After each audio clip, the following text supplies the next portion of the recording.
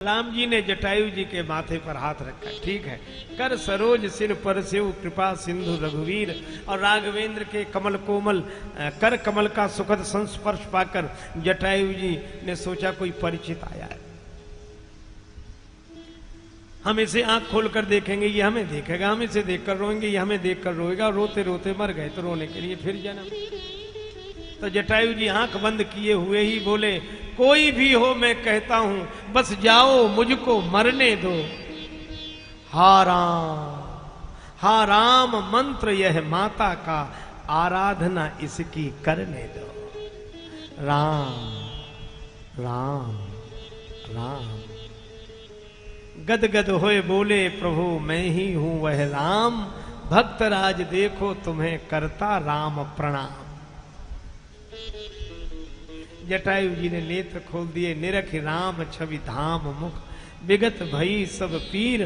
भगवान ने गृद्धराज को गोद में ले लिया, गीध को गोद में राखी कृपा निधि नैन सरोजन में भरी बारी। और 12 बार समारत पंख जटायु की धूर जटान संझारी। जटायु के पंखों की धूल जटाओं से झाड़ी। जटायु जी ने कहा, नाथ दशानन यह गति की नहीं, दुर्गति नहीं गति। आपकी दुर्गति नहीं होती, गति नहीं मिलती, आपकी गोद मिल गई। गलत काम क्या किया, तेई खल जनक सुता हर लीने। ले दक्षिण दिस गए गुसाई, बिलपत अति कुरुरी की नाई। दर्श लाग प्रभु राखे प्राणा, चलन चाहत अब कृपा निधान। भगवान ने कहा कि जटायु जी जीवित रह जाओ, जाओ नहीं, कुछ दिन रह जाओ। मेरे जान तात कछुक दिन जीजे, मेरे जान तात कछुक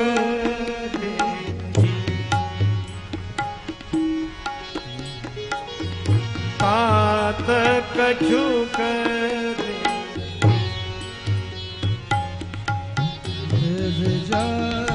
तात कछुक। देखिए आप कुछ दिन जीवित रह जाएं। मेरे पिता का देहांत हो गया है जटायु जी, आपके कोई पुत्र नहीं है। देखिए आप सुवन सेवा सुख, मोहि पितु को सुख दी। मेरे तात कछुक दिन जी, तात कछुक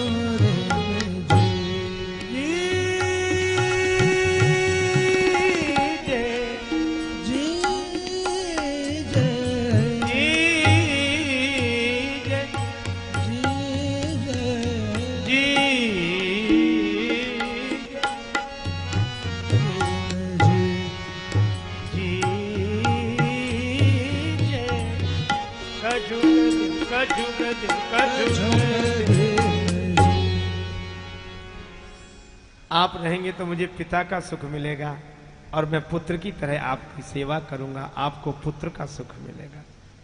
यह श्री राम है। जटायु जी ने कहा कि प्रस्ताव तो है आपका सुंदर, किंतु क्षमिए प्रभु आपके आय सुखों, सपने हूं नहीं हिय में धरी हैं। निज जीवन राखी के जीवन में पछताव की आग सदा जरी है। और त्याग सुदेह राजेश सुनो सुरलोक लाज हिते मरी हैं। और रिपुते सिय को न छुड़ाए सक्यो, ऐसो तनु राख कहा करी है। सो तनु राख करम बेटा, भक्ति न मिली जिस जीवन, माता को छुड़ा न सका, बेटी जानकी को छुड़ा न सका, ऐसा शरीर। भगवान ने कहा मेरी तो प्रार्थना थी कि पितृपद स्वीकार करें। जटायु जी ने कहा लेकिन पिताजी को भी, आपके पिता को जो सौभाग्य नहीं मिला वो मुझे मिल रहा है। आपकी गोद में प्राण जाए। आहा, देखो भव के जो त्रिशूल से ऊपर है, भव के जो त्रिशूल से ऊपर है, प्रभु गोद वही अविनाशी हुई। और रट राम के नाम की ज्योति लगी, वही शंकर मूर्ति प्रकाशी हुई। दृग बिंदु की अंजलि पा रहा था, वही जानवी की जल राशि हुई। अहो धन्य है गीध को दंडक की, वह कंटक भूमि ही काशी हुई। ऐसा अवसर फिर नहीं मिलेगा। मम लोचन गोचर, हाँ? राखों देह नाथ कई खांगे, सो मम लोचन गोचर आंगे। राखों देह नाथ कई खांगे। भगवान ने कहा अच्छा जीवित नहीं रहना चाहते तो वरदान मांग लो, कुछ तो मांग लो। मांगो वरदान प्रियतात बिछुरती बार, दैगो सब हार ये राम रुचि तुम्हारी में। वरदान मांगो, ये राम तुम्हारी रुचि में सब कुछ दे देगा। जटायु जी विनोद करते हुए बोले प्रभु देंगे कहा आप, रहा पास क्या तुम्हारे नाथ। देखूं महाराज को विराग भेषधारी में। बैरागी बाबा बने घूम रहे हो, हमें कहां से कुछ दो। राम जी ने कहा यह तो मेरी लीला है, पर जानते नहीं हो कौशलेश रमेश हूं मैं, अखिल भुवनेश बैकुंठ को बिहारी में।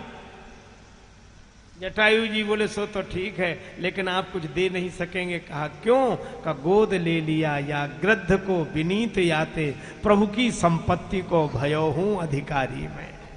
आपने तो मुझे गोद ले लिया, वो आपका बचा क्या है? सब मेरे।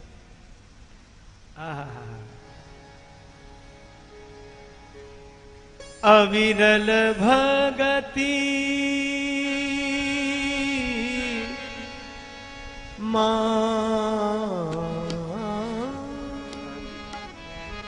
बरा गीध गयम हरिधाम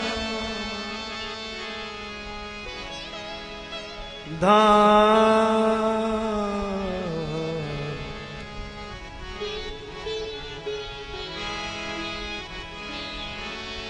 भगवान ने कहा तात कर्म निजते गति पाई। कौन सा कर्म?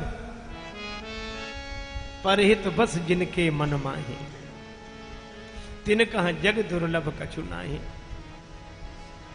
गीध देह तजि धरि हरि रूपा, भूषण बहुपट पीत अनूपा। हरि रूप प्राप्त हुआ, विमान में बैठकर हरिधाम गए जटायु जी, और भगवान अंतिम संस्कार करते हैं जटायु जी के शरीर का। पितु की अंत क्रिया करिवे कह बड़ो पुत्र अधिकारी, सो पितु क्रिया भरत कह सौंपी, प्रभु खग क्रिया समारी। अंतिम संस्कार किया, धूम्र विमान उठता दिखाई दिया। जटायु जी बोले जावो जावो हे भक्तराज, जावोगे मेरे धाम को तुम। जाते जाते इतना सुन लो, कर चले ऋणी इस राम को तुम। भगवान दक्षिण दिशा की ओर आंसू बहाते चले।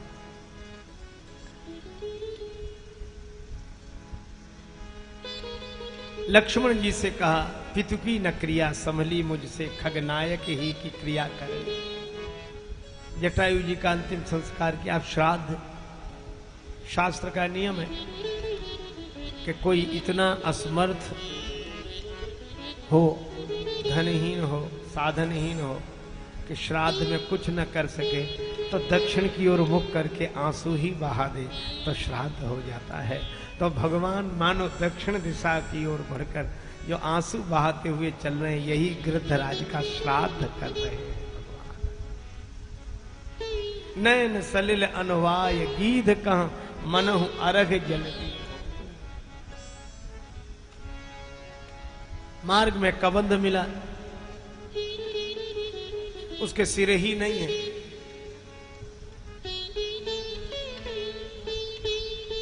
मुझे श्राप दिया और मेरे साथ ऐसे हुआ।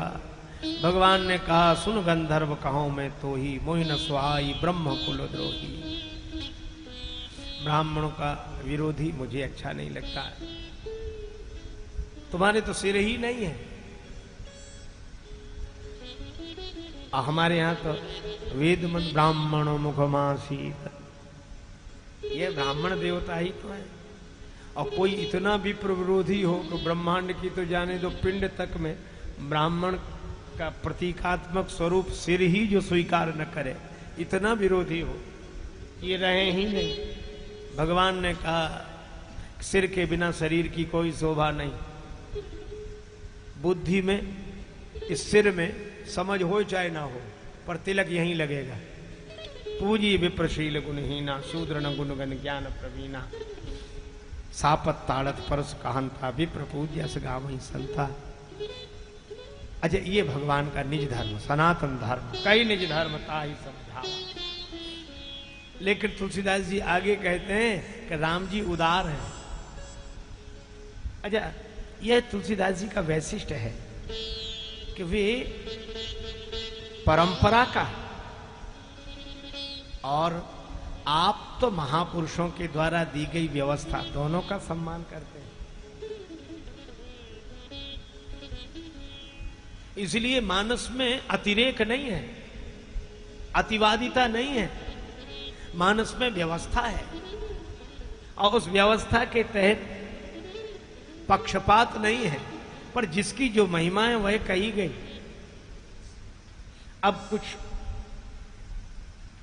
अलग ढंग से इन पंक्तियों का आशय लेकर कोई तुलसीदास जी को आग्रही समझे, तो तुलसीदास जी महाराज आग्रही नहीं है, उनके भगवान भी आग्रही नहीं है, लेकिन मर्यादा का हनन भी नहीं होने देते।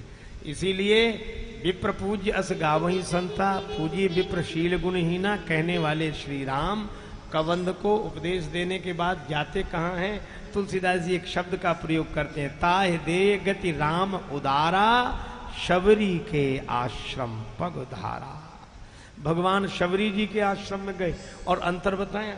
लक्ष्मण जी से तो कह रहे थे प्रथम ही विप्र चरण अति प्रीति, और शबरी जी से कहा प्रथम भगत संतन कर संगा।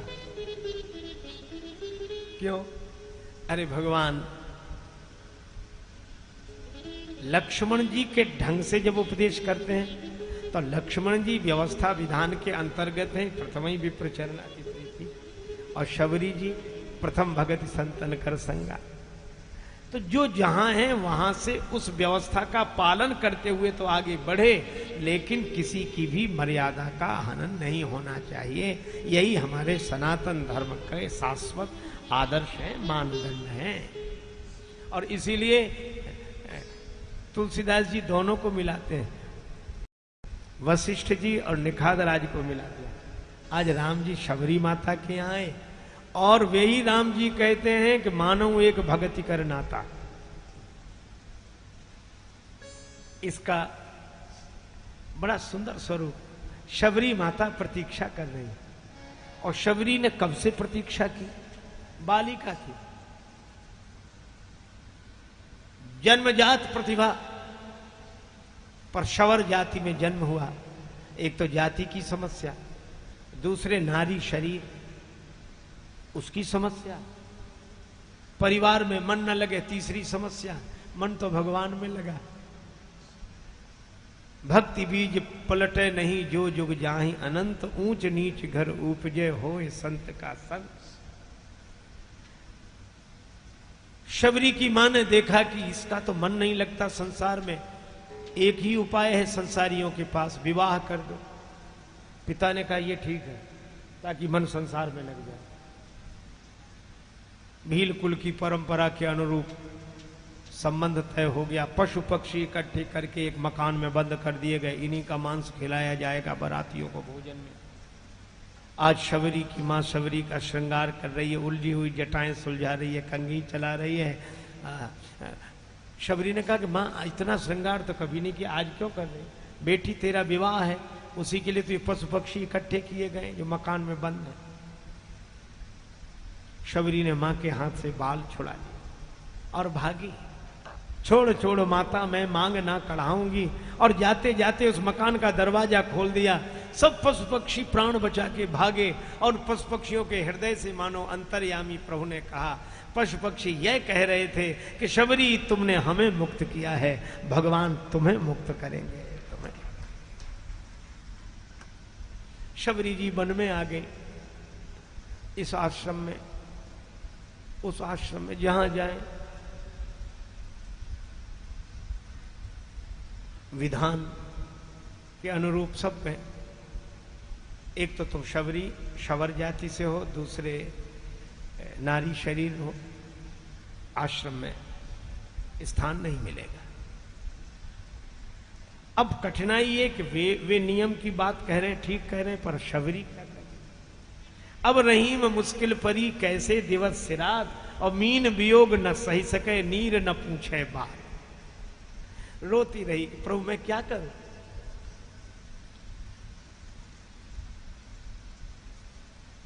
अचानक मन में प्रेरणा हुई, भगवान ने कहा सेवा। सेवा? मुझे तो आश्रम में प्रवेश तक नहीं मिलता है, मैं सेवा कैसे करूं?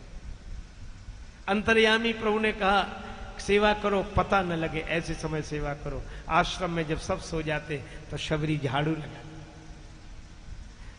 समिधा के लिए जिस लकड़ी की आवश्यकता होती लाकर रख दे, रात को ही पुष्प रख देती। सवेरे ब्रह्मचारी जागे, आश्रम में सब कौन है जिसकी सेवा दिखती है पर सेवक नहीं दिखता? उस आश्रम के प्रमुख ने कहा देखो पता लगाओ कौन है। ब्रह्मचारी रात रात भर जागते, पता नहीं लगता। एक दिन इस कृषकाय बालिका को लकड़ी का गट्ठर पटक कर भागते हुए ब्रह्मचारी ने पकड़ लिया, चलो गुरुजी के पास। अभी भोर नहीं हुई थी, अंधेरा था। गुरुजी के सामने यह बालिका कांप रही थी, दीपक का थोड़ा थोड़ा उजाला। महर्षि ने इस बालिका की ओर देखा, रो रही थी, मुझे क्षमा करो, मैं इस सेवा में ही करती थी। महर्षि ने कहा कि बेटी तुम कौन हो? बेटी तुम कौन हो? शबरी ने रोते हुए अपनी कहानी बताई। मैं क्या करूं महाराज, कहां जाऊं? संसारी जीवन में घर में मैं रह नहीं सकती, आश्रमों में प्रवेश की अनुमति नहीं है। महात्मा महात्मा वे थे महर्षि मतंग। महर्षि मतंग के आंसुओं से आंखें भीग गई, अश्रुधारा बह रही थी। महर्षि ने कहा मैंने तुम्हें बेटी कहा है, पिता के घर में बेटी के रहने में कोई आपत्ति नहीं, आज से तुम यहीं रहो। सेवा करने के लिए सब ब्रह्मचारी है, तुम्हें कुछ नहीं करना, तुम उस कुटिया में रहो और बेटी राम राम राम करो। शबरी प्रसन्न हुई, लेकिन परेशान भी। महाराज यह तो आप जो मुझे आश्रय दे रहे हैं, तो वर्तमान समय में व्यवस्था के आग्रही लोग सब आपका विरोध करें, सभी विरोध करेंगे। महर्षि ने कहा कि बेटी मेरा नाम मतंग है, और मतंग मस्ती से झूमते हुए हाथी को कहते हैं हाथी। कहा कि हाथी ने कभी भौंकने वालों की परवाह नहीं की, वो अपनी मस्ती में जाता है, हम भी अपनी मस्ती में जाएंगे। राम जी के नाते तुम्हें आश्रय है।